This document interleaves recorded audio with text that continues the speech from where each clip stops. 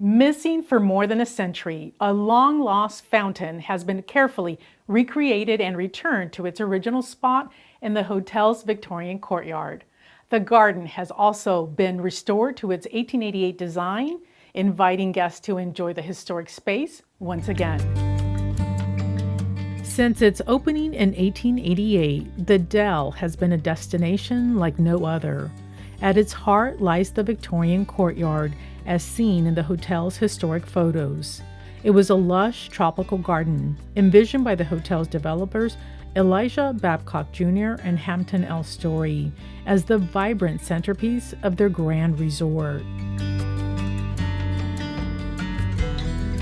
Again, Victorians like to spend time in gardens, and so for them, it was really just a sort of paradise that Babcock wanted to create for our guests, where they could go and just relax and enjoy. So we were quite famous for a while there for our botanic gardens in the garden patio today.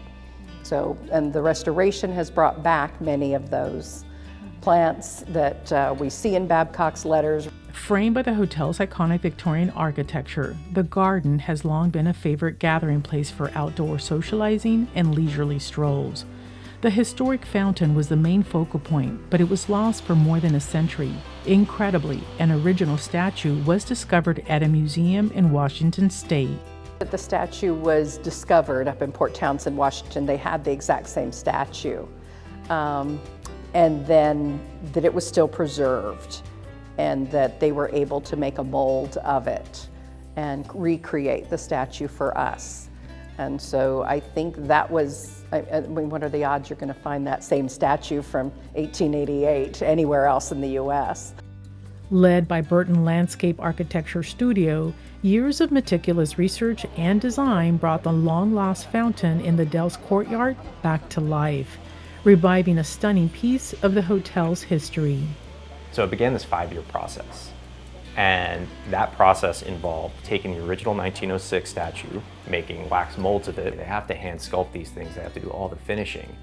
Those wax blanks were then used to make bronze castings.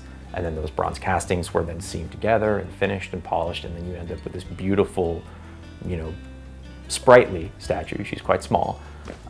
Discovered in a vintage catalog from the Dell's archives, the Naiad Queen fountain once sold for up to $900, with fewer than a dozen ever made.